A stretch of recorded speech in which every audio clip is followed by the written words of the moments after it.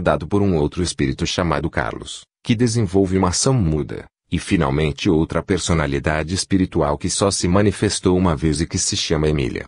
É a senhora de W quem redige os relatos dos fatos, no fim de cada sessão, e o faz de modo preciso e completo. Eis o primeiro exemplo de correspondência cruzada obtido espontaneamente, isto é, sem que ninguém o tivesse desejado ou nele houvesse pensado. É a senhora de W quem narra, ao principiar a sessão, às escuras, de 22 de agosto, a senhora T apanha papel e lápis e logo observa, parece-me que algum espírito já se apoderou do lápis, pois sinto a mão como que morta, respondendo eu, tanto melhor. Então me abstenho de acender a luz. Passada meia hora, ilumino a sala e percebo, traçadas numa folha de papel, algumas linhas escritas, mas ao lê-las, verifico que se trata de duas frases tão incoerentes que, se não tivesse lido, no fim delas, um aviso para guardá-las cuidadosamente, eu as teria rasgado, sem mais exame. No dia seguinte, recebi de Wilmer Elkes a seguinte carta, na manhã de um sábado, apenas 2 palavras para acompanhar a comunicação da noite de ontem.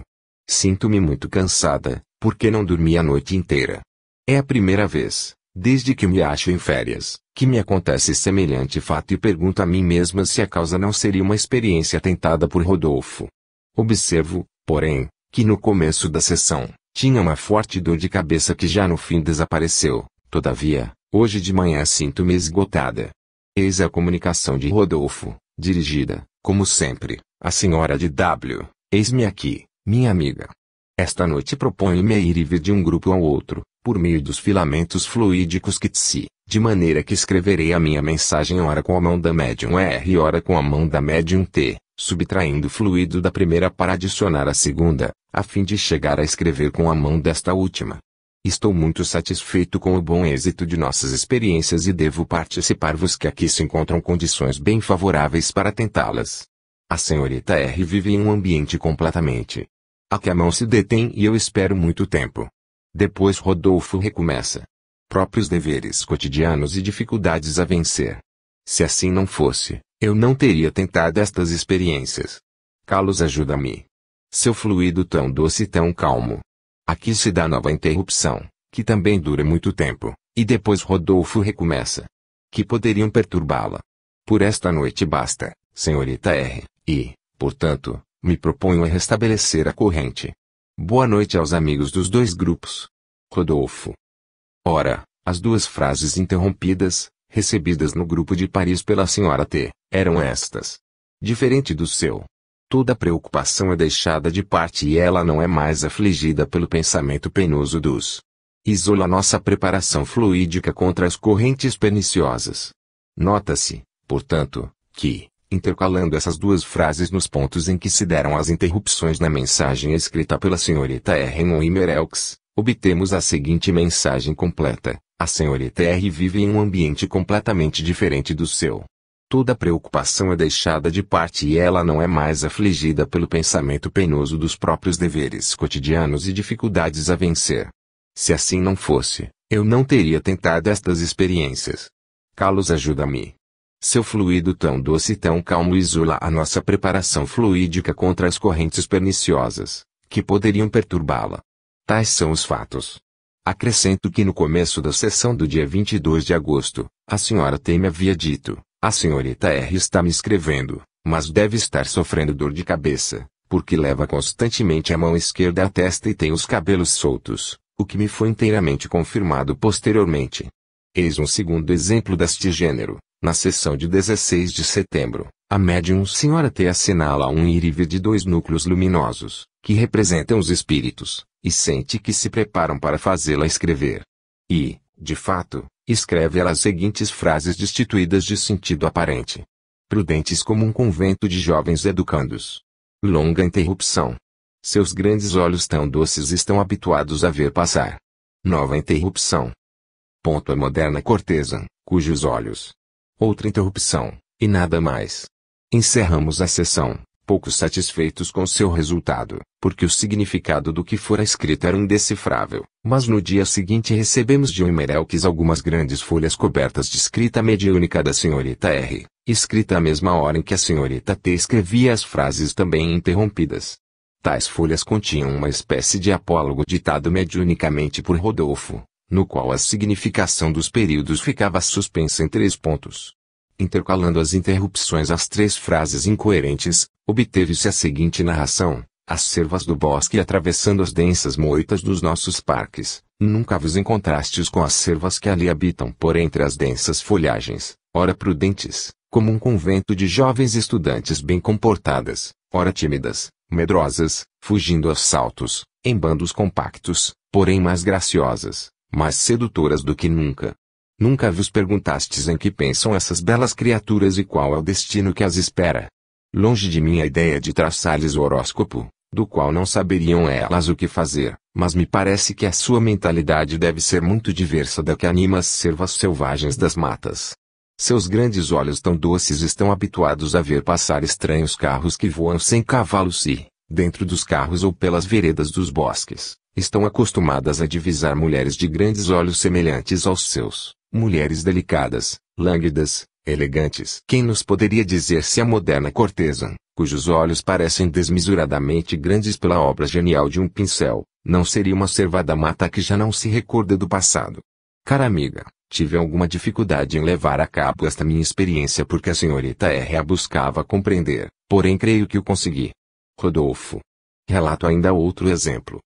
No dia 5 de setembro, antes de se apagarem as luzes, a senhora T. e eu pegamos juntas o lápis, como nos havia sido indicado fazer, de modo que a mão esquerda da senhora T. se sobrepôs à minha direita, que escreveu a seguinte frase: designa, em uma folha de papel, com uma só palavra, o tema que desejo que eu vá imediatamente desenvolver com a senhorita R. Em Wimerelx. Tiro uma folha do caderno que se acha em minha frente, reflito um instante e depois escrevo a palavra sonho. Nesse inteirinho a senhora T. havia saído da sala e ficara fora todo o tempo que eu levara a pensar no tema a escolher. Quando voltou, eu já havia fechado no cofre a folha de papel em que escrevera a palavra sonho, folha que ninguém mais viu até chegar de Wimerelx a carta correspondente. Reentrando, nota a senhora T. que desaparecera um dos núcleos luminosos. No dia seguinte, chega de Wimerelx um grande envelope contendo algumas folhas, com a seguinte comunicação: tenha paciência, senhorita R. era preciso que eu arranjasse todas as coisas para a nova experiência. Espere um pouco.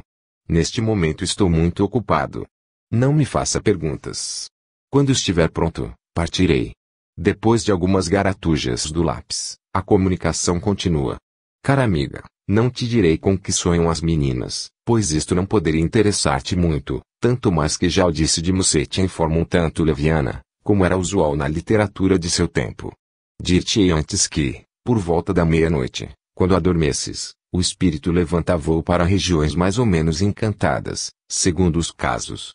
Um de nós se estende a mão para ajudar-te a transpor a fronteira fluídica que separa o estado consciente do estado de sonho e empregamos o nosso melhor esforço a fim de auxiliar-te a transpor rapidamente a região de nevoeiro que não te poderia proporcionar prazer. Em outros termos, conduzimos-te a nós, as regiões encantadas, cuja lembrança se apaga logo de tua memória. Não te deves, porém, queixar da lacuna que fica, pois que, para recordar os sonhos de tal natureza é necessário uma têmpera muito mais impressionável do que a tua. Se conservasses a recordação das belezas entrevistas em nossa morada, a existência terrena se tornaria repulsiva a ti. Quando algumas vezes te levantas pela manhã, triste e desanimada, é porque, no fundo de tua consciência, persiste uma lembrança inconsciente de um país encantado, que, com as sombras da noite, desaparece de ti. Cara amiga, não te parece que Rodolfo se torna um literato de fundo terrestre, embora trate de assunto astral? Sou eu mesmo quem dita as reflexões expostas, porque Carlos neste momento não está aqui em Wimerelx e sim junto de ti, em Paris. Tudo isto eu escrevi para limitar-me ao tema que me propuseste. Até outra vez. Rodolfo. Ao relato dos fatos, o Dr. Gelei faz considerações muito interessantes, das quais extraio o trecho seguinte, o que se depreende destas experiências. Um fato primordial, cujas consequências filosóficas são discutíveis, mas que se impõe à atenção. O fato é o seguinte: nas correspondências cruzadas tudo concorre para presumir que uma inteligência autônoma, independente do médium e dos assistentes, tenha tomado a iniciativa das experiências no sentido de prepará-las, dirigi-las e levá-las a bom termo. Toda vez que se refletir convenientemente sobre as experiências em exame, reconhecer-se-á que tais conclusões se impõem irresistivelmente. Poder-se-ia talvez manter conclusões ilusórias. Não. De qualquer modo, reconheço que não poderia excluir, sem reservas, a hipótese telepática, e isto pela boa razão de não conhecermos, ou melhor, de não podermos estabelecer limites à telepatia. De qualquer modo, na circunstância do caso exposto, tal hipótese acha-se à frente de dificuldades insuperáveis. Convém observar, a propósito, que as duas médiuns nunca haviam feito experiências juntas e que as relações existentes entre elas, puramente de conhecimento, não implicavam uma simpatia particular entre si, o que, de resto, não basta para excluir-se a hipótese telepática. Mas eis o que torna o caso mais grave: esta hipótese, na aparência tão simples, impõe, ao contrário, excessivas complicações ao nosso caso. Procuremos, portanto, analisar praticamente, de que modo se deveria ter desenvolvido uma ação telepática nas circunstâncias em exame. Como se sabe, a telepatia implica a existência de duas pessoas em ação, uma ativa, outra passiva, uma transmissora, ou melhor, emanadora, se nos permitirem este neologismo, outra receptora. De que forma, então, se realizaram tais atribuições nas experiências de Wimmer Elks? Nos casos das correspondências cruzadas ou simultâneas, parece logicamente impossível atribuir-se o papel de agente ativo a uma ou outra das médiuns, visto que ambas ignoravam a ideia, a natureza, o conteúdo das mensagens que escreviam e que ambas eram incapazes de compreender, isoladamente, o sentido e o fim de tais mensagens. Na realidade, ambas se portavam literalmente como duas máquinas postas em ação por uma direção única e por uma inteligência independente. Note-se também que, no nosso caso, não se pode falar de puros impulsos telepáticos, porque o fenômeno implica, ao contrário, uma iniciativa deliberadamente ativa. A quem pertencia essa iniciativa? Talvez a segunda personalidade da senhora T ou talvez a senhorita R. O quesito fica literalmente insolúvel, porque é mal proposto. É verdade que se poderia ampliar o quesito, pressupondo que a parte ativa não fosse confiada nem a uma nem a outra das médiuns, mas sim a senhora de W, que teria representado o papel de Rodolfo, mas, também neste caso, achamo-nos diante de dificuldades insuperáveis e, antes de tudo, porque com tal solução não se explicariam os fenômenos de clarividência da senhora T, os quais deveríamos passar em silêncio, quando mais não fosse, porque a senhora de W não é médium e não se saberia como faria para desdobrar-se e, ao mesmo tempo, permanecer em estado de vigília. Tomemos o caso da mensagem sobre o tema sonho e analisemos o que deveria ter acontecido com a admissão da hipótese. Antes de tudo, a personalidade subconsciente da senhora de W, sob o disfarce de Rodolfo, aparece e pede à sua personalidade consciente para designar-lhe um tema a ser desenvolvido. A senhorita R e a personalidade consciente designa o tema sonho e logo depois a personalidade subconsciente da senhora de W transporta-se ao Wimmer Elks e dito o referido tema a senhorita R segue-se daí que a senhora de W, mesmo mantendo-se sempre em estado de completa vigília, seria a inspiradora involuntária do desenvolvimento do tema, de modo que teria agido conscientemente em Paris e inconscientemente em Wimmer Elks, ao mesmo tempo. Tudo isto é literalmente inverossímil. Esta é uma pequena amostra das dificuldades a superar a fim de apegar-se à hipótese telepática para explicação do caso em exame. Se quiséssemos sustentar, a qualquer custo, a hipótese, então nos encontraríamos envolvidos em muitas outras hipóteses insolúveis. Assim, por exemplo, poder-se-ia sustentar que as personalidades mediúnicas em ação fossem criações psíquicas coletivas, devido à colaboração inconsciente das três pessoas que faziam as experiências. Com isto chegar-se-ia talvez a explicar as complexas e variadas repercussões telepáticas que se notam no caso em apreço, pois que desta vez as personalidades agentes ficariam independentes e autônomas, embora a independência e a autonomia fossem efêmeras como a sua existência, que teria apenas a duração da experiência. Infelizmente, porém, para esta extraordinária hipótese, choca-se ela, por sua vez, contra objeções insuperáveis. Antes de tudo, porque não existe nem mesmo sombra de uma prova da possibilidade de se criarem personalidades efêmeras de tal natureza, e depois porque a mesma hipótese é pelo menos tão revolucionária e contrária aos ditames da psicologia clássica, como a hipótese espírita, enfim, porque esta última, pelo menos, conta a seu favor os casos de identificação post-mortem, Casos bem numerosos e indubitavelmente muito perturbadores. Restam as teorias ocultistas e afins, pelas quais as personalidades mediúnicas seriam seres fora da humanidade vivente póstuma, isto é, gênios, anjos, demônios, elementais, etc. Tais teorias chocam-se contra as mesmas objeções precedentes, com o agravante de não merecerem nem mesmo ser discutidas. Resumindo, de todas as hipóteses para explicação dos fatos, aquela fornecida pelas personalidades mediúnicas, isto é, a hipótese espírita, é indubitavelmente a mais simples, a mais clara, a mais convincente ao primeiro impulso, mas isto não prova que seja verdadeira. A hipótese telepática, quando examinada com critério profundo, é, ao contrário, a mais complicada, a mais obscura, a menos satisfatória, mas tal não prova que seja falsa. A hipótese das criações psíquicas subconscientes é a mais estranha, a mais arbitrária entre todas, mas isto não significa que se deva eliminá-la sem mais exame. Perguntar-me-ão, quais são, então, as suas conclusões? Elas, eu concluo, observando que, de qualquer modo, as experiências de Eumerelx constituem um documento metapsíquico de primeiríssima ordem, que faz honra à questão das correspondências cruzadas, questão caída em descrédito. A respeito da interpretação precisa extrair-se das mesmas experiências, acho supérfluo indicar quais são as minhas preferências pessoais, tanto mais que elas não poderiam ser formuladas, no momento, com suficiente caráter de certeza. Pouco importa, aliás. Mais do que nunca eu creio que a explicação isolada de um fato ou de um grupo de fatos, no domínio da metapsíquica, é coisa de pouca importância e quase sempre ilusória. Mais do que nunca eu creio na necessidade de uma interpretação sintética ou global dos fatos, a única filosoficamente concebível. Mais do que nunca eu creio que tal interpretação sintética seja profunda e inabalavelmente idealista. Estas são as principais considerações que os fatos expostos sugerem ao Dr. Gelei e folgo muito em achar-me de acordo com uma das inteligências mais rigorosamente lógicas que tem honrado o campo das pesquisas metapsíquicas. Narrei, primeiramente, os dois grupos de experiências que precedem, a fim de separar nitidamente os casos propriamente ditos de comunicações mediúnicas entre vivos das que ainda pertencem ao grupo pela forma, mas não pela substância.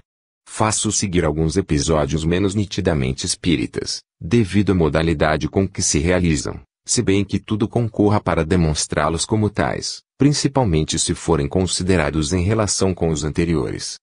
Caso 32 transcrevo dos Análises de Ciências Psíquicas, 1917. Pags. 29:30. O Sr. Bradmeister Maurer envia de Giromagny, Belfort, a seguinte carta ao diretor da supracitada revista, Sr. C. de Vesme, Ilmo. Senhor Diretor, como assinante dos Análises, submeto à sua apreciação o caso que se segue. Há algumas semanas, por ocasião da partida de um nosso amigo com o qual eu realizava experiências psíquicas e que designarei pela inicial Y, nós lhe pedimos que nos enviasse uma mensagem por meio da mesinha mediúnica, no dia seguinte à sua chegada na nova residência, que dista de Giromagny cerca de 17 quilômetros. No dia e hora marcados, 9 da noite, minha esposa e eu nos sentamos à mesa e aguardamos. Convém notar que, sem o Sr. Y, nunca tínhamos conseguido fazer mover-se a mesa. Ao contrário, desta vez, quase imediatamente uma forte pancada fez-se ouvir no interior da mesa, que depois disso deu meio giro. Então perguntamos: está presente algum espírito? Sim. Quem o envia? Y. Porventura estás encarregado de alguma mensagem para nós? Sim. Qual é a mensagem? Jaqueline está apaixonada pelos dragões. Onde se encontra Y? Em um café em X. Em companhia de quem? De 3 oficiais. Quantos galões têm os oficiais? O primeiro 1, o segundo e o terceiro 2. Acham-se à mesa para começar experiências mediúnicas? Não. Que fazem? Bebem. Que bebem? Cerveja. Na manhã seguinte recebemos do Sr. Y uma carta em que ele nos comunicava a mensagem que nos havia remetido na noite precedente, a qual era literalmente idêntica à que recebemos mediunicamente. Pedimos esclarecimentos ao Sr. Y sobre as respostas dadas ao nosso interrogatório e ficamos sabendo que todas eram verdadeiras, salvo uma inexatidão sobre a qual o Sr. Y nos escreveu. Os 3 oficiais falaram realmente em mandar vir cerveja e demorar mais, porém eu me despedi e fui me deitar. O caso parece tanto mais estranho, porquanto recebestes informações independentes de minha vontade, isto é, as que se referem ao lugar em que me achava. O diretor da revista acrescenta, a meu pedido, o Sr. Bredemester Maurer teve a gentileza de enviar-me os papéis referentes ao caso narrado, isto é, os 2 bilhetes postais e as notas tomadas durante a sessão. O episódio supracitado é interessante do ponto de vista das comunicações mediúnicas entre vivos, mas é, ao contrário, um tanto fraco do ponto de vista da intervenção, na mensagem aqui considerada, de uma entidade espiritual extrínseca.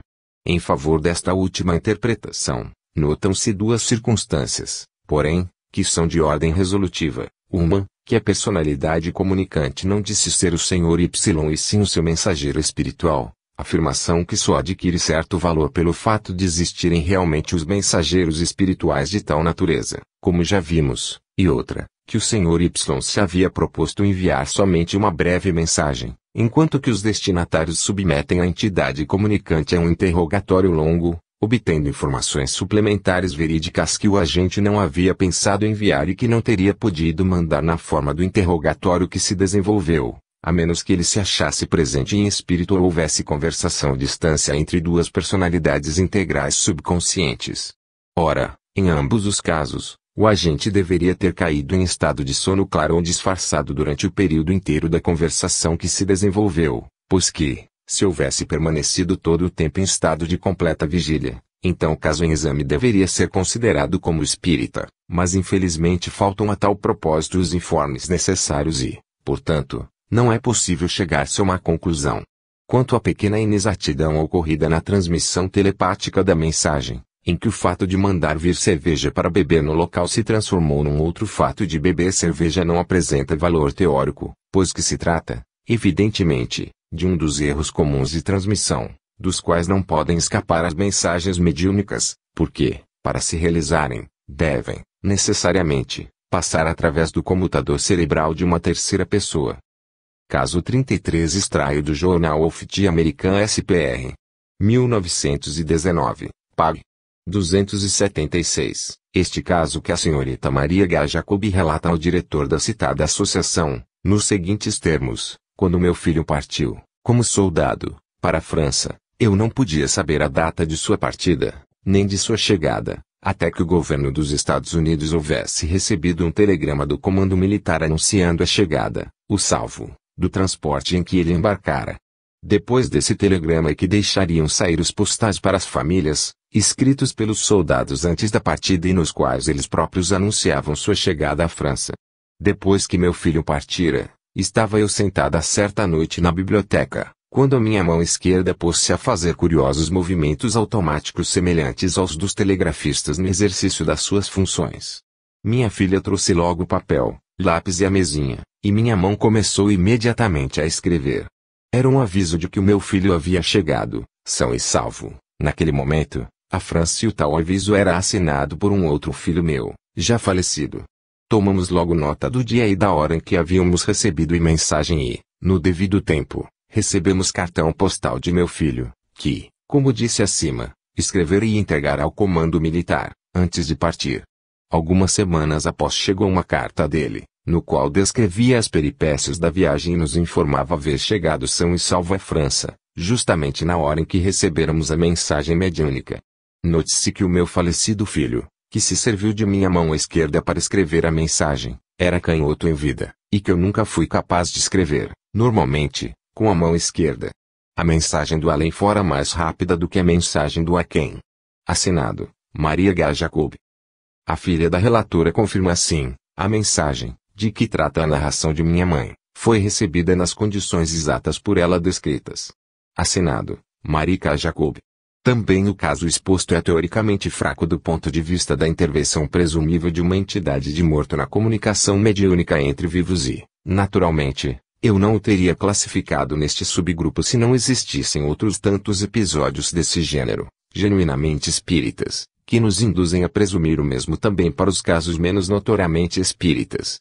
De qualquer modo, o episódio da médium que, na ocasião, escreve com a mão esquerda, o que coincide com o fato de ser o seu falecido filho canhoto, não é privado de certo valor, do ponto de vista da identificação pessoal do morto comunicante.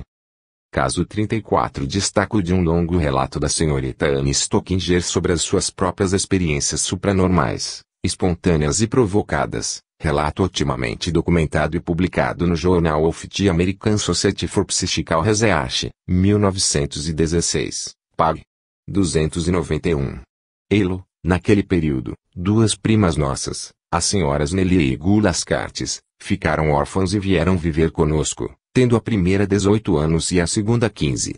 Em junho de 1902, Nelly partiu para Indianápolis, em cujo hospital civil ingressou para fazer os 3 anos de prática exigidos para receber o diploma de enfermeira. Gula e eu continuamos a fazer sessões com a mesinha e certa noite manifestou-se o espírito de uma sua falecida irmã. Entre outras coisas, indagamos-lhe se nos podia dizer o que estava fazendo, naquele instante, em Indianápolis, a sua irmã Nelly. Respondeu-nos ela: esperem um momento que eu vou ver, e depois de alguns minutos voltou, informando: Nelly não deseja que saibam o que ela está fazendo agora, pois se o souberem, ficarão apreensivas, com receio de que perca a saúde. De qualquer modo, encontrei-a escrevendo uma carta para vocês, carta que receberão dentro de 2 dias. E, de fato, a tal carta chegou na manhã do segundo dia, de modo que, neste ponto, a mensagem mostrou-se verídica, mas ficavam por verificar outras informações. Escrevi, portanto, a Nelly, encaminhando-lhe a mensagem de sua falecida irmã, mas não conseguimos saber coisa alguma até 4 meses mais tarde, quando Nelly regressou em gozo de férias. Então ela nos mostrou logo uma fotografia, observando a respeito: eis o que eu estava fazendo naquele dia de março, quando vocês receberam a mensagem. Contrariamente ao regulamento do hospital, eu lhes remeti escondida a carta que ela lhes disse que eu estava escrevendo, mas tive bem o cuidado de não deixar vocês saberem o que eu estava fazendo para que não ficassem alarmadas pela minha saúde. Esta fotografia foi tirada através da janela da enfermaria em que estava eu encerrada. Via-se, na fotografia, Nelly junto da figura horrível de um enfermo com varíola negra. Tal o fato, que o Dr. Slope faz seguir dos comentários abaixo, a observação contida na mensagem mediúnica, que Nelly não desejava se soubesse o que estava ela fazendo naquele momento, faz-me lembrar as experiências análogas de Ollionstad, por ele consideradas como comunicações de vivos.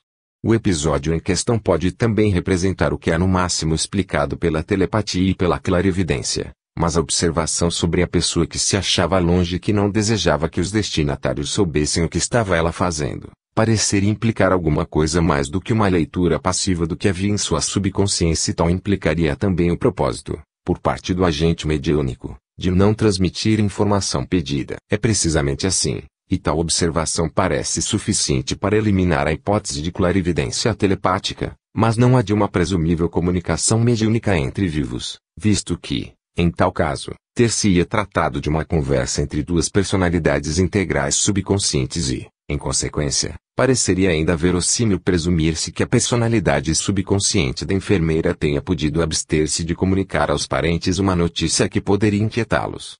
Isto posto, em homenagem às regras da pesquisa científica, não parece porém racional descuidar da outra circunstância de que quem se manifestou mediunicamente foi a personalidade de uma morta que, interrogada a respeito de uma pessoa distante, respondeu: esperem um momento que eu vou ver.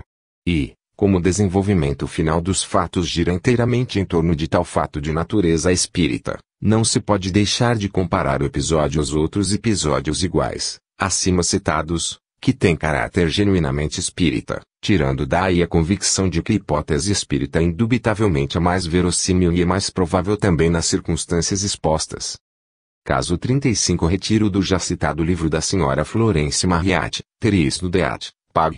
35, que escreve: eu tinha o costume de levar meus filhos para o banho de mar no verão e, em uma das estações de banho, a fim de verificar até onde a mesinha podia realmente mover-se independentemente da cerebração inconsciente dos homens de ciência, eu me entendi com 2 amigos, os senhores Elmore e Conaghy, meus habituais companheiros de sessão em minha casa, e combinamos continuar regularmente as nossas sessões apesar da separação, eu, em minha residência de beira-mar, todas as terças-feiras à noite, e eles em Londres, às quintas-feiras à noite, e isso a fim de transmitirmos algumas mensagens por intermédio do espírito guia Charlie.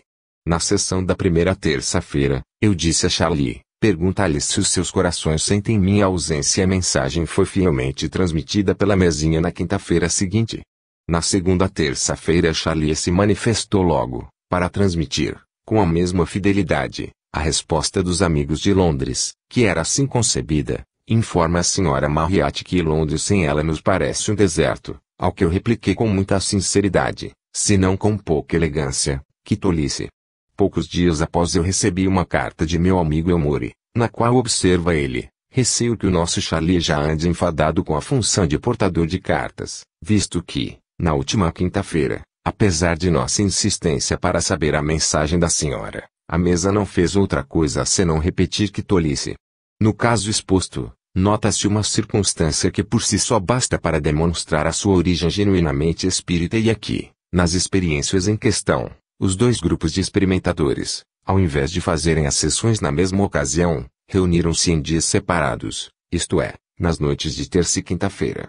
Em tais circunstâncias, não é mais possível recorrer-se a uma interpretação mais ou menos telepática dos fatos e, portanto, não é possível classificá-los entre os fenômenos de comunicações mediúnicas entre vivos, porque a mensagem telepática não pode, certamente, levar 2 dias no espaço à espera de que se reúna um grupo de experimentadores longínquos a que teria de ser transmitida, pois fatalmente e instantaneamente deveria percorrer o seu caminho pelo éter. Segue-se daí que, em tais circunstâncias, a lógica impõe que os fatos sejam interpretados conforme se manifestam notoriamente, isto é, concluindo-se pela presença real de uma personalidade espiritual que acolha a mensagem e a retenha na sua memória, à espera de chegar o dia de transmiti-la às pessoas às quais se destinam. Não é fácil cogitar-se de uma terceira solução para o caso em exame. Caso 36, tomo do Jornal of the American SPR. 1918. Pags. 728-37. Trata-se de um episódio rigorosamente documentado. Seus protagonistas, devido à sua posição social, não desejam que os seus nomes sejam divulgados. O Sr. TJT, que naquela ocasião era um alto funcionário do Ministério do Tesouro dos Estados Unidos, exercitava-se em experiências mediúnicas com a Sra. Wiley no ano de 1900. O filho dessa senhora, o capitão Henrielle, partira para a China, onde haviam sido iniciadas hostilidades entre os aliados e o governo chinês. No dia 13 de julho deu-se o combate de Tientsin e os jornais publicaram a lista dos oficiais mortos e feridos. Entre estes últimos achava-se o nome do capitão Henrielle e a mãe dele, Sra. Wiley, ficou profundamente consternada. Na mesma noite o Sr. TJT propôs que pedissem informações às personalidades mediúnicas sobre os ferimentos que ele recebera. Estes são os antecedentes do caso. O Sr. TJT continua sua narrativa nos seguintes termos: não se chegou a resultado algum, mas no fim da sessão a prancheta moveu-se com a rapidez característica e foi ditado: sou a vossa amiga Carrie P. Noto que Willa acha-se profundamente preocupada. Que aconteceu? Relatamos-lhe o ocorrido, acrescentando que as personalidades mediúnicas que se manifestaram não se achavam em condições de fornecer informações sobre o estado do ferido. Na noite seguinte fui novamente à casa da Sra. Wiley e mal apoiei a mão sobre a prancheta. Esta imediatamente se moveu e escreveu: sou Carrie. Já fui procurar o Henry e folgo em informar que ele está vivo. Ontem à noite, quando a deixei, disse comigo mesma: se eu pudesse ver e aliviar a dor da pobre mãe. Pois bem, percebi que esse desejo ardente me havia posto em condições de vê-lo. Está ferido no lado esquerdo. Várias artérias cortadas, perdeu grande quantidade de sangue e está, portanto, fraquíssimo, porém resta esperança de cura. Acha-se ferido também na coxa direita. Ficamos bem impressionados com tal mensagem, em cuja autenticidade acreditamos inteiramente. Procuramos saber exatamente quais os locais das feridas, porém ela não nos soube dizer mais nada, esclarecendo que o seu modo de observar os fatos não é precisamente o que nós chamamos ver, mas antes uma impressão e, a seguir, empregou sempre o termo impressão. 2 dias após, o New York Herald publicava uma narração da Batalha de Tientsin, na qual se lia o seguinte trecho: o capitão Henrielle transportou o tenente B debaixo de nutrido fogo do inimigo, ficando por sua vez ferido em um braço e uma perna. Atravessou a nado o canal sob fogo do inimigo, sem nunca abandonar o tenente B em consequência, foi-lhe amputado um braço. Pedi, à noite, explicações sobre o caso a Carrie, porque ela havia informado que o capitão fora ferido do lado esquerdo, quando o telegrama dizia de um ferimento no braço que fora amputado. Respondeu-nos ela que não recebera impressão alguma de amputação, mas que se tratava de um ferimento no braço esquerdo, o que estava de acordo com a impressão que havia então recebido. Poucos dias mais tarde, o New York Sun publicava um telegrama tratando do capitão Henry e ele informando que ele se achava levemente ferido e dentro de breves dias estaria curado. Soubemos depois que tal telegrama fora ditado ao correspondente do jornal pelo próprio capitão a fim de tranquilizar a sua progenitora. Esse telegrama teve como efeito abalar a minha fé nas comunicações mediúnicas recebidas. Quando, à noite, referi o conteúdo a Carrie, insistiu ela em afirmar que, ao contrário, o capitão ele se achava em condições de extremo abatimento, mas, ao mesmo tempo, negou que lhe houvessem amputado um dos braços. Observa ela a propósito. Li na mente dele o seguinte pensamento: que figura faria eu se me amputassem um braço? Ora, pense eu que, se lhe tivessem amputado um braço, deveria sabê-lo. Finalmente, em 29 de julho o almirante Remet telegrafou à senhora Willey nos seguintes termos: Capitão Henry ele ferido por bala no braço esquerdo, grande perda de sangue, ruptura do antebraço, amputado no ombro, cura duvidosa. Tratava-se de informações autênticas e definitivas. De sorte que Carrie ficou algo decepcionada ao verificar que não havia recebido impressão alguma com referência à amputação ocorrida. De qualquer modo, continuou a manter-nos diariamente informados sobre o estado do enfermo, repetindo-nos que o seu robusto organismo venceria a prova. Alguns dias depois da data do último telegrama, Carrie nos disse que os cirurgiões tinham novamente operado o doente, mas que tudo ia bem. Depois nos informou da transferência do ferido, do hospital de campanha para outro hospital muito estranho e muito original. Verificou-se que se tratava do Hospital Naval de Yokohama. Em setembro, o capitão Henry achava-se em condições de escrever à sua progenitora, anunciando-lhe que no dia 27 de outubro partiria de Yokohama para repatriar-se. Mas, já na noite de 17 de outubro, Carrie nos comunicava que ele estava em viagem e que se avizinhava da pátria. Observamos-lhe que, a julgar pela sua própria carta, ele só partiria no dia 27 do mês, mas ela insistiu em afirmar que o navio em que embarcara já se avizinhava das costas americanas e, de fato, no dia seguinte, 18, a senhora Willey recebia um telegrama do filho anunciando-lhe que havia desembarcado no porto de S. Francisco. Ficara impaciente por regressar à pátria e se aproveitara de outro navio, embarcando logo. Quando chegou em casa, estávamos, como é natural, ansiosos por verificar o que havia de exato nas comunicações mediúnicas recebidas e ficamos sabendo que as informações a respeito de suas condições de saúde e da mudança de um hospital para outro eram inteiramente verdadeiras. Verificamos também que, depois de ferido, ele percorrera 3 milhas para chegar ao hospital de campanha, atravessando a nado um canal cheio de cadáveres em putrefação, e quando foi colocado na mesa de operações, desmaiou por excesso de sangue perdido. Em consequência disso só foi operado 8 dias depois, de modo que, no momento em que recebemos a primeira comunicação de Carrie, o braço do ferido ainda não havia sido amputado. No 8º dia, manifestou-se a gangrena, e a operação foi feita. Poucos dias depois a gangrena reapareceu nas bordas da ferida e tornou-se necessária a segunda amputação. A perda de sangue foi tal, que determinou um estado profundo de anemia cerebral, de forma que ele não se achava em condições de afirmar se, naquele instante, havia refletido sobre a figura que faria com um braço de menos. Em seguida foi transportado para o hospital de Yokohama. O capitão negou que houvesse sido ferido na coxa direita e, em vista disso, a informação mediúnica a respeito parecia totalmente inexata, mas um dia em que eu o ajudava a despir-se, ele me chamou a atenção para a cicatriz existente na parte interna da sua coxa direita. Tinha as proporções de uma palma de mão e a aparência de uma profunda queimadura. Explicou-me que, quando desmaiara na mesa de operações, no mesmo dia em que fora ferido, foram aplicados sobre seu corpo vários recipientes especiais cheios de água quente e que um deles, introduzido entre as pernas, ficara esquecido e por isso a coxa direita resultou literalmente cozida e se formara no local uma chaga dolorosíssima. Compreendi então que a impressão de Carrie sobre uma ferida recebida pelo capitão, na coxa direita, indubitavelmente se originara do incidente exposto. Concluindo, estou convencido de que a série de comunicações mediúnicas por nós recebidas eram o que afirmavam ser, isto é, uma série de mensagens provenientes, positivamente, de um espírito desencarnado. No caso supracitado, em última análise, tudo é verídico, mesmo as inexatidões, como aquela da queimadura interpretada como uma ferida. E até esta última resulta teoricamente mais sugestiva do que as informações precisas, pois que, por ela, fica confirmada a asserção da personalidade mediúnica comunicante, que não via diretamente os fatos, mas que vinha conhecê-los pela impressão. Daí a possibilidade de frequentes inexatidões nos informes obtidos desse modo, como é o caso na circunstância referida. Uma vez admitido que a personalidade mediúnica de Carrier aprendia positivamente os informes, sob a figura de impressão, ficam com isto eliminadas as hipóteses da telepatia e das comunicações entre vivos, pois que, tanto em um como no outro caso, não deveriam ter se verificado inexatidões da natureza exposta.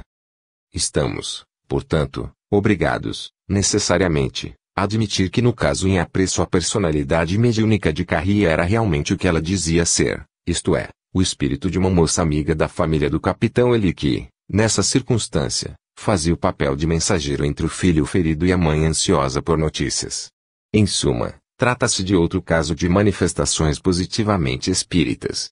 Recordo, de fato, que, quando os opositores observam que, se chegasse a provar que o médium retira das subconsciências alheias os informes verídicos que fornecem em nome de personalidades de vivos, então dever-se-ia presumir que consiga obter, das mesmas fontes, também os informes verídicos que fornecem em nome de personalidades de mortos.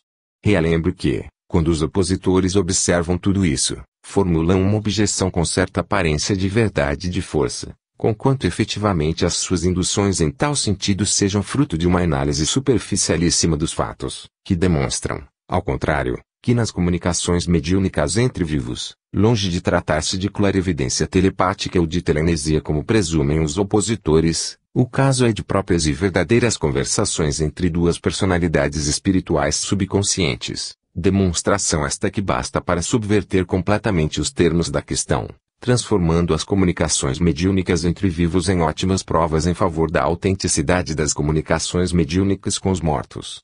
De qualquer modo, a solução da tese em tal sentido reclama ainda ser ela submetida a uma prova ulterior de análise comparada que lhe confira a necessária solidez e, para fazê-lo, deve-se deslocar um tanto os termos do debate, produzindo os fenômenos afins da leitura do pensamento e da clarividência telepática sobre os quais se fundam as induções dos opositores.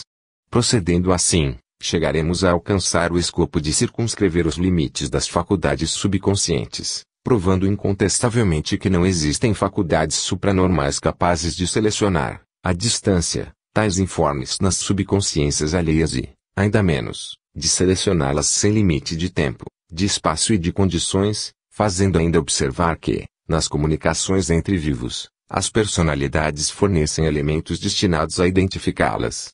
Os fenômenos da leitura do pensamento e da clarividência telepática são constituídos de um complexo variado de manifestações, mas não ocorre considerá-los aqui nos seus múltiplos aspectos, e sim nas suas fases máximas de manifestação. Recorramos, portanto, a exemplos extremos de cada uma das categorias em exame. Eis dois exemplos, entre os mais extraordinários, de leitura do pensamento nas subconsciências alheias. A senhorita Godrich Freyer, a conhecida sensitiva, a quem se deve um estudo magistral sobre as suas próprias experiências de visão no cristal, expõe nos Proceedings of TSPR. Vol. 11. Pags. 114-44, numerosos incidentes de leitura do pensamento em consciências alheias, entre os quais o seguinte: eu devia visitar certa amiga que se casara recentemente. Não conhecia o marido dela, mas, pelo que havia ouvido dizer, esperava encontrar um perfeito cavalheiro de alma nobre e elevada posição social. Quando me foi apresentado, notei que ele estudava os meios de ser agradável e de demonstrar delicada hospitalidade às pessoas reunidas em sua casa. Contudo, desde o primeiro momento em que tive ocasião de observá-lo com alguma atenção, fui perturbada por uma curiosa forma de alucinação que me pôs perplexa a respeito dele. Em qualquer situação que ele se achasse, fosse à mesa, na sala ou ao piano, no fundo do ambiente que o circundava, a sua pessoa desaparecia para ser substituída por uma visão na qual eu divisava o mesmo senhor na infância, olhando-me com a expressão do mais abjeto terror, com a cabeça baixa, as costas altas, os braços estendidos, como que para se defender de uma tempestade de murros que lhe caíssem sobre as costas. Como era natural, eu me dispus a fazer indagações a seu respeito, conseguindo saber que a cena por mim vista lhe havia realmente ocorrido em sua infância, em uma escola civil, em consequência de uma baixação de fraude devido à qual fora vergonhosamente expulso e se empenhara em violenta discussão com os seus colegas. Como explicar semelhante forma de visão verídica? Penso que seria simbólica e que representaria uma espécie de aviso prévio a respeito da atmosfera moral que circundava o homem que se achava defronte de mim, como amostra de suas qualidades de cavalheiro, e tal impressão minha foi justificada, porque as desconfianças que geraram em mim a tal visão foram amplamente confirmadas por fatos desagradáveis que se seguiram.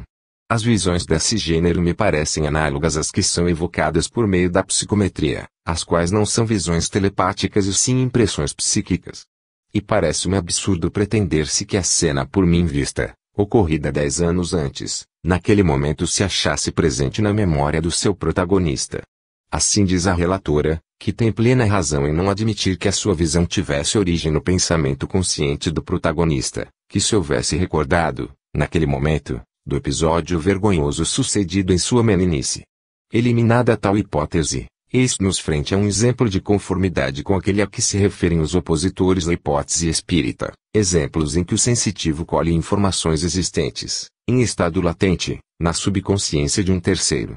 Para as conclusões teóricas que teremos, a seu tempo, de extrair do episódio em exame, convém notar nele estas duas circunstâncias essenciais. Em primeiro lugar, que o incidente em questão era relativo à experiência pessoal do protagonista e não se tratava de coisas de um terceiro qualquer por ele conhecido. Em segundo lugar, que o incidente visto pela sensitiva, embora afastado no tempo, era de natureza tal a imprimir-se indelevelmente na alma de quem o havia suportado. Não era insignificante, como quase serão os informes fornecidos pelos mortos com o fim único de provarem a sua identidade pessoal. As duas circunstâncias indicadas são de importância decisiva na interpretação teórica dos fatos, como dentro em breve demonstraremos. Eis um segundo exemplo do mesmo gênero. O célebre estadista suíço Souk possuía qualidades excepcionais de sensitivo clarividente e a sua notoriedade é, acima de tudo, devida às suas qualidades de sensitivo e não de político. Escreve ele, sucede-me frequentemente que, ao esbarrar pela primeira vez com uma pessoa desconhecida e enquanto, em silêncio, eu escuto as suas palavras, vejo passar diante de meus olhos, sem procurar, e perfeitamente distinta, uma visão da sua vida passada, enquadrada no ambiente em que se desenrolou, porém quase sempre vejo uma cena principal de sua vida e nada mais. Quando isso acontece, sinto-me de tal modo absorvido na contemplação da visão que se desenvolve na minha frente, que quase não percebo mais o vulto da pessoa que me fala, embora continue contemplando o seu rosto, bem como não ouço mais a sua voz. Durante muito tempo eu tive menos confiança do que qualquer outro na veracidade de tais visões e, quando me decidi a revelar ao meu interlocutor o que estava vendo a seu respeito, esperava naturalmente ouvi-lo responder-me, nada disso é verdade. E muitas vezes sentia um calafrio de horror percorrer meus ossos quando o interlocutor respondia confirmando a minha descrição, mas, outras vezes, o espanto que lhe aparecia no rosto punha-me informado da exatidão da minha visão antes que ele a confirmasse. O incidente que passo a relatar foi um dos que mais me pasmaram. Cheguei certo dia à pequena cidade de Val de Suti e fui hospedar-me no Hotel Vinin, em companhia de 2 jovens estudantes. Jantamos na table d'hôte, juntamente com numerosos outros viajantes que davam grandes gargalhadas quando se falava no magnetismo de Mesmer e na fisiognomia de Lavater, estudo do caráter de uma pessoa pelos traços fisionômicos.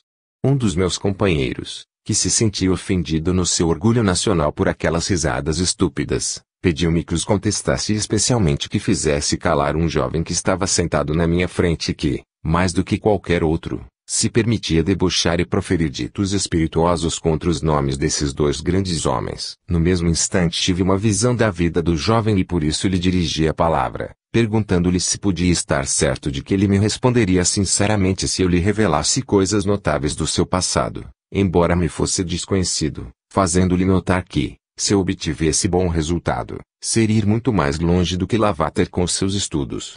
Ele me prometeu que se as minhas revelações estivessem corretas, ele o confirmaria sem restrições.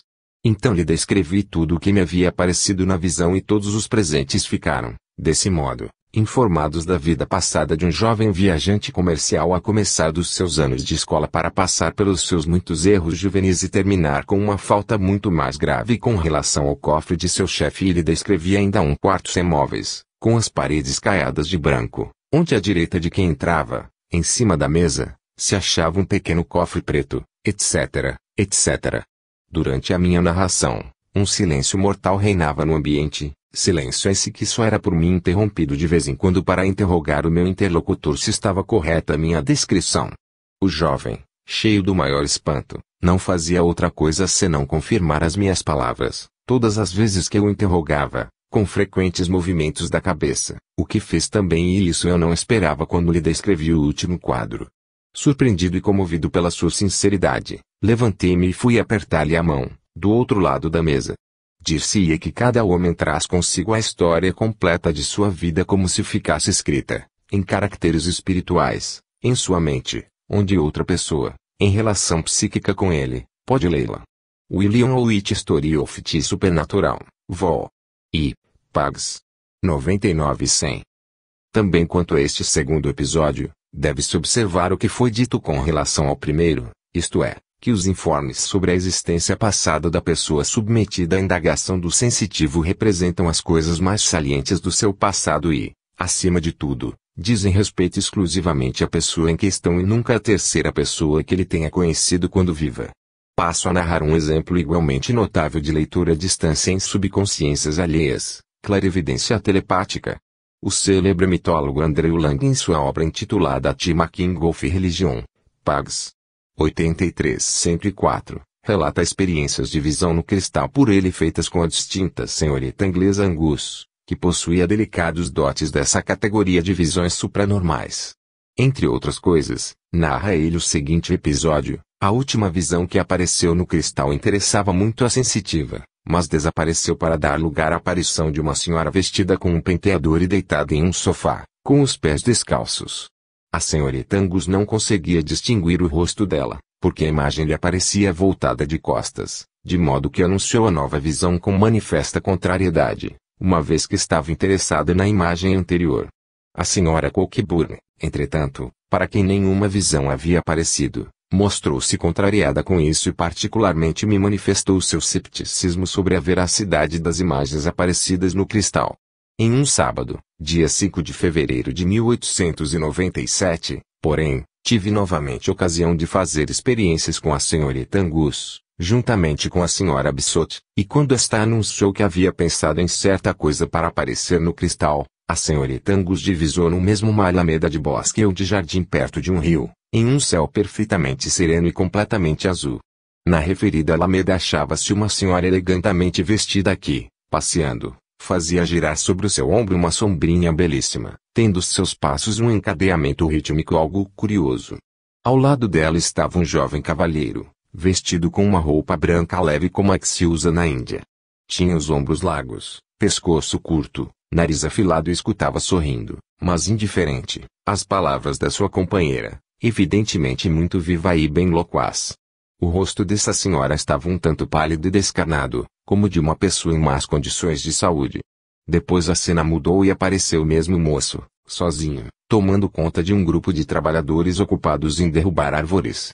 A senhora Bissot reconheceu logo, na imagem que apareceu no cristal, sua própria irmã senhora Clifton, que se achava na Índia, e ficou muito espantada quando a senhorita Angus imitou o andar da pessoa vista no cristal, andar peculiar causado por uma enfermidade que a senhora Clifton havia sofrido anos antes. Além disso, a senhora Bissot e o seu marido reconheceram o cunhado no homem visto pela sensitiva e então apresentaram à senhorita Angus uma fotografia da senhora Clifton quando noiva e a senhorita Angus observou que o retrato parecia muito com a senhora por ela vista no cristal, conquanto nele parecesse mais bonita. Depois mostrou um novo retrato da senhora Clifton, recebido na Índia, no qual aparecia perfeitamente o rosto magro da visão no cristal. No episódio exposto, fica excluído que se pudesse tratar-se de clarividência no presente, visto que, no incidente dos pés descalços, verificou-se que havia acontecido 3 horas antes de ser visto no cristal, indício notório de que, uma vez estabelecida a relação psíquica produzida por meio da progenitora presente à experiência, a sensitiva, ou melhor, As suas faculdades subconscientes retiraram tal incidente ainda vivo na memória da senhora afastada. Incidente esse visto no cristal e transmitido pela personalidade subconsciente da sensitiva à sua própria personalidade consciente. Diga-se o mesmo do episódio realizado entre a Inglaterra e a Índia, isto porque, tendo a sensitiva visto duas pessoas quando passeavam em um jardim e logo depois a outra visão de uma só delas quando dirigia um serviço de derrubada de matas, tal demonstra que, em um caso como em outro, não se podia tratar de clarividência no presente, mas sim de clarividência telepática, isto é, leitura do pensamento subconsciente de pessoas afastadas.